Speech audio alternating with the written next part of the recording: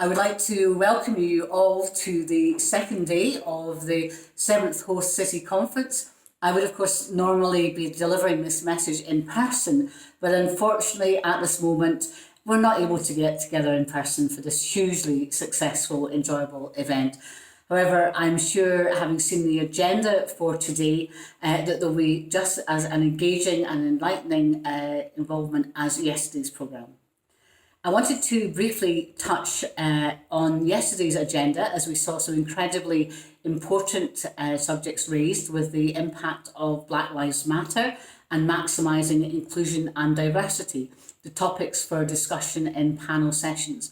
And I'm sure both were very useful and thought-provoking, and it's important we continue to work towards ensuring we use the opportunity of major events to demonstrate our collective commitment to equality. And we're all aware of the devastating impact the pandemic has had on our events industry, with the postponement of mega events around the world, like the Tokyo Olympics and closer to home, the Edinburgh Festivals and the UEFA Euro 2020 European Football Championship. But we've also seen the postponement or cancellation of thousands of smaller events, which create the fabric of our event landscape in Scotland, along with year-long celebrations such as our very own Scottish Year of Coasts and Waters. Restriction have undoubtedly saved lives, but we recognise that it has been hard to bear missing our favourite events or seeing our favourite stars live. The process of gathering with friends and family to enjoy a live spectacle, which we know can be so beneficial to our health and well-being, will return again. But in the meantime, it's been even harder for those who work in the industry and may continue to be so for some months yet. One effect of the pandemic has been to remind us of the vast ecosystem that supports our events industry. Athletes, teams and performers may be the most recognisable people in the industry, but they rely on a host of professionals such as events managers and promoters, sound engineers, lighting engineers, road and stage crew, transport providers, caterers, cleaners and service staff, as well as those who run and work in venues up and down the country and many more besides. It's important that we do what we can to ensure that people are able to stay in the industry, because once we lose skills and experience, that will be difficult to replace. That is why adaptation and innovation will play such an important role in helping the industry to recover. And I'm delighted to see that this is a central strand running through much of the agenda for this conference.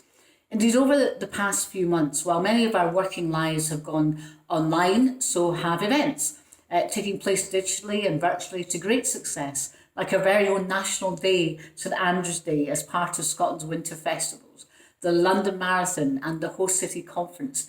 And such activity demonstrates the resilience and importance of events and shows the appetite across the world remains strong to watch and participate. Until we have that longed for vaccination available to the masses, we must continue to work collaboratively to maximise technology and innovation, and where possible make use of test events to ensure that when events are able to return at scale, the pipeline and infrastructure in place is strong. And I think today's two sessions, delivered by Michelle Hooper, Tournament Director of the Rugby World Cup New Zealand, and Michael Cole of the European Tour, will provide further food for thought as we look at the road ahead. In the face of unprecedented challenges, I remain firmly of the view that the events industry will not only recover, but flourish once again. And it's important that we continue to look to the future and plan ahead to ensure when possible, the industry is able to respond.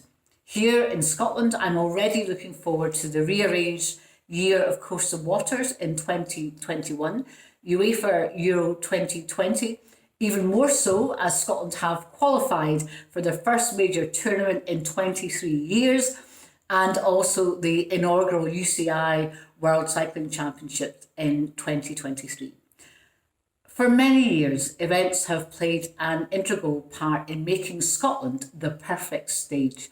The pandemic has forced much of the industry into hibernation, But I believe through conferences like this, and with the highly skilled, innovative people involved in the sector across the world, that I'm looking forward to the day when we can safely welcome events back.